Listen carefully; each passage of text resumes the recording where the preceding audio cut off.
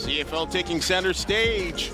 Tiger-Cats meeting the Alouettes in a key East Division showdown at Tim Hortons Field on what is a wonderful evening here in Southern Ontario. You're listening to Tiger-Cats Pregame presented by Greenworks. Tackle all your outdoor chores with Greenworks tools. Greenworks is your go-to source for battery-powered outdoor equipment. Visit greenworkstools.com to learn more. Well, it's time for his pregame salutations. Pleased to bring in longtime Tiger-Cats coach and analyst John Salavanis. And John, great to see you here. Great to be live with you on a home game. Let's throw you a question here. With the Argonauts going down at least a quarterback, I think that there's a situation that both teams are going to be, not that they weren't really looking forward to this game. The hunger for first place is on, let me say that. Yeah, you're absolutely right, and this is a big game. You know, it's important that the Cats get a leg up now. They've lost the first round with Montreal. Now you've got to even that up so that when it comes playoff time, you've got a chance to be in the first place or second place at the worst. I expect this to be kind of a tough, gritty matchup. Do you feel the same? I mean, Hamilton and Montreal, 4 out of the last 5 games have been 7 points or less. 6 out of the last 8 games have gone down to the final 3 minutes. Montreal's won 4 out of the last 5. But this team, it always seems to be like special teams becomes a factor, turnover. I mean, do you think it's going to be a gritty matchup tonight? I think so, and you mentioned the fact that turnovers and kick returns. Remember, Chandler Worthy got a punt return in the first ball game against Montreal, and they also he was instrumental in kickoff returns, averaging 19 yards and 17 yards on punt returns. So special teams will play. And turnovers. You and I agree always on turnovers. You can't turn the ball over consistently and win football games. So. Well, the Montreal Alouettes had that punt return touchdown in Week 3 against Hamilton that you mentioned, and they also had a pick six, an interception return for a touchdown, 71 yards by Wesley Sutton. Crazy stat for all our listeners. Through Week 8, there has been 20 defensive or kick return touchdowns through Week 8 in the CFL, which is up 33% over 8 weeks of 2022. So a lot of defense and special teams touchdowns happening this season. Yeah, and always 1/3 of your season or games are a part of special teams. So you got offense, defense, and special teams, and we often overlook what special teams can or cannot do. Now, the Tiger-Cats have perennially been a good special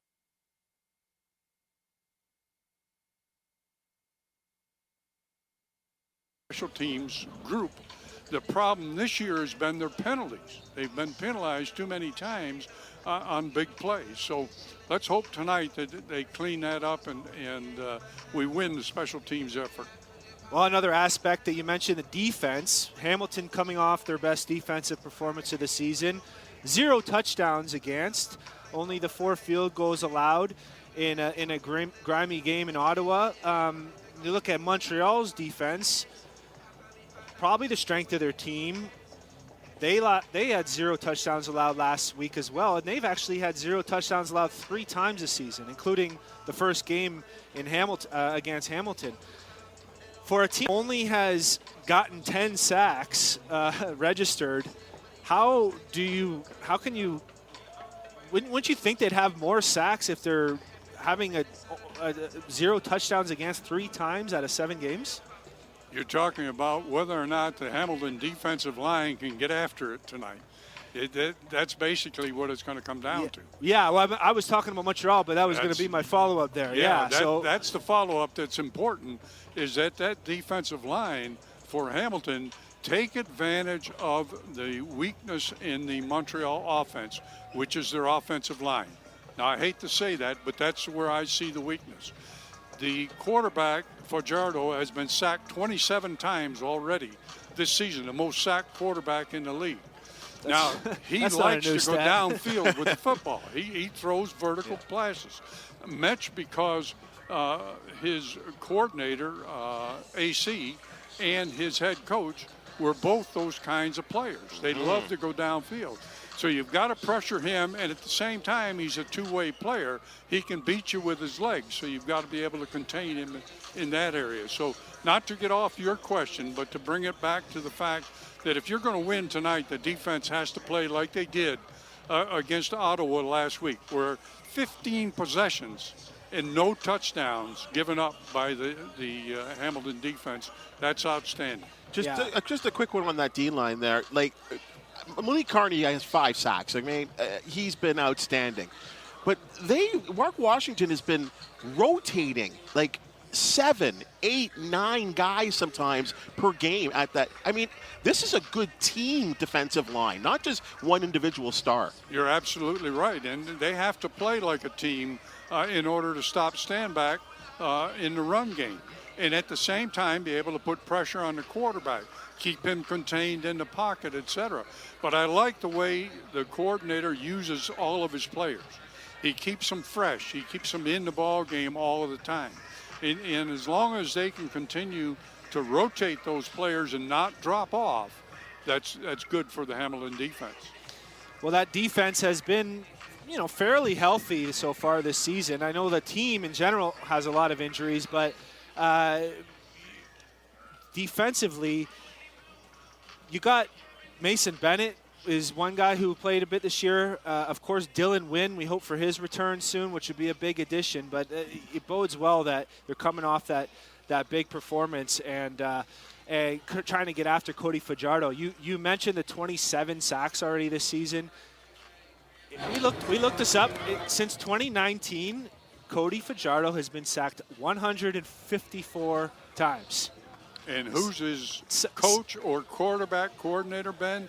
Jason Moss in all of those sacks. Yeah, that's a crazy stat. I mean, second since 2009 is Mikhail Bletho-Thompson at 94. That's crazy. That's over 50% more than him. And third is Vernon Adams at 82. So he's almost double the amount of third place out of any quarterback in this league. And since he's a mobile guy. Yeah, it's hard. It's hard to fathom. It goes back to the idea, if you're going to go downfield with a football, what's the first thing you have to have? You have to have protection. And in order to get that protection, go to max protection. Bring in your slot back. Put a fullback in the ball game. Give him time for the receiver to make his double move downfield. And if you don't do that, then one of those defensive linemen we're talking about is going to get to him.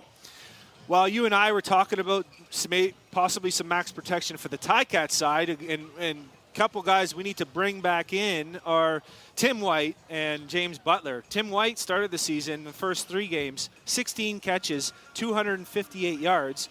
Since then, in 4 games, only 7 catches for 124 yards.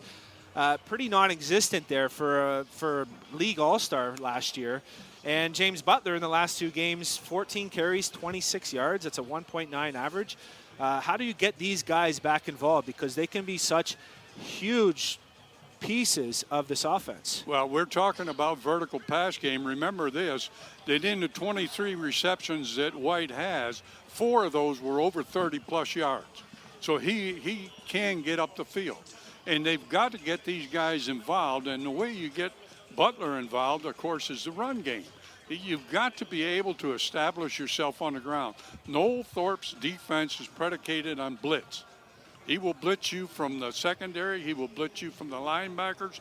He will stunt the defensive line. He'll do anything he can to disrupt it. So you've got to go with some protection schemes that are going to take away his scheme on defense. Folks, at every home game, we have a contest during Tiger-Cats Pregame presented by Greenworks.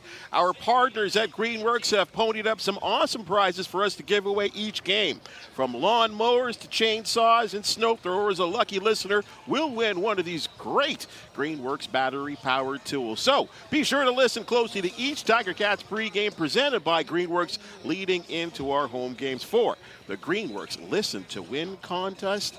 Good luck, folks. And just continuing on your point there about stretching the field. Taylor Powell in his first game against the Argonauts, I mean, he threw the ball, I believe, 43 times, 287 yards. But a lot of that stuff was check down Charlie stuff. I thought the difference was he just didn't stretch the field. Now, I don't know if that was just, I mean, it's his first game. What am I expecting here? But is that going to be something that we see in, I guess, the 2-game maturation of Taylor Powell? Well, I think Andy talked about it just earlier, the confidence that Powell has. And you know he's starting this ball game very confident. What you want him to do is end the ball game as confident as that. So in order to do that, the play calls, it'll be important to play to his strength. And the coaches will look for signs that he's not feeling any pressure. And by that I mean, you know, is he making good decisions with the football? And secondarily, is he making good execution with the football? So given that scenario, I would say this: if you want him to go vertical, get him protected. Bring some protection in for him. Allow those receivers the opportunity to get downfield. White and Williams can get the deep ball. If you're going to throw a 50-50 ball, I prefer to go to Williams because of his height advantage over White. But at the same time, they have to have time to get down the field. That means the quarterback has to stand in for a long period of time to make that throw. Well, there's a number of ways to counter or stop a blitz in protection-wise, and one is bringing in extra off your personnel package, bringing in an extra offensive lineman or perhaps a fullback or tight end. Other ways, sometimes you see receivers come in, and whether they come in late and sort of seal one side of the edge, or they what's called like a bomber protection. They sort of are in charge of any blitzers. From a coaching perspective, what is your preference and style, or do you like to have a variety? I think you've got to have a variety. At the same time, the one thing you haven't talked about is the hot receiver. That inside slot looks at that free safety. If that free safety is moving to his opposite side of the field, he knows there's a blitz coming, and he's going to be the receiver that has to curl inside quick and look for that football. The opposite to that is to protect with that slot back. I prefer to have both of those available. And to me, one of the real things that you have to look for in a game, let's say they bring the will halfback blitz off that side. The slot back can't block both of them, so let him go with a hot receiver. Let him be the man that you're going to dump the ball off to. Yeah, that's a good point. And Tim White has enough experience to recognize that. If you look at the slot back on the other side, Tyreek McAllister, he's only played a few games of receiver in this league. See what the level of confidence from Tommy Condell is for him to recognize that hot route. But, everyone's a professional, and that's their job, so study up. Here's something that I don't know if it's it seems to be league-wide, Coach, and the amount of field goals that are being kicked right now across this league is astronomically high, and no different for the Hamilton Tiger-Cats. We have a kicker that's perfect with his kicks right now. How do we get the young quarterback to get the ball into the end zone when we get into the red zone? Well, I know that's a really wide spectrum, but it just, I mean, in this game, last game against Montreal, I mean, the Cats gone off to a quick start, and instead of getting in the end zone on 2 occasions, they settled for 6 points. They returned that kick, and all of a sudden, a game that first quarter that was dominated by Hamilton, it's Montreal leading after the opening quarter. Even though we have a bigger end zone than the NFL does, which allows for more passing in the red zone, it is also incumbent on the quarterback to get the ball out quick, because they're going to play man cover down there more times than not. And he has to know where he's going to go with the ball immediately. The snap of the ball tells him which receiver he's going to go to. The fade on the outside, the slot back on the inside, the corner route. He has to know immediately to make that throw. And so it's such a hurry-up situation. Sometimes they get confused and they scramble out of the pocket before they have to. Well, we've had 17 different starting quarterbacks already in the CFL this year. It's pretty wild, so hard to really get some growth with all that turnover. Probably going to be 18 next week with Chad Kelly out. Pretty wild. What's happening, Coach? you don't have the offensive line protection that they need. The quarterbacks need offensive linemen. And every team has had their ups and downs. Even Winnipeg had a ball game in which the offensive line played poorly. If you're going to protect your quarterbacks in this league, you have to have 5 good players up front, and they have to get the job done.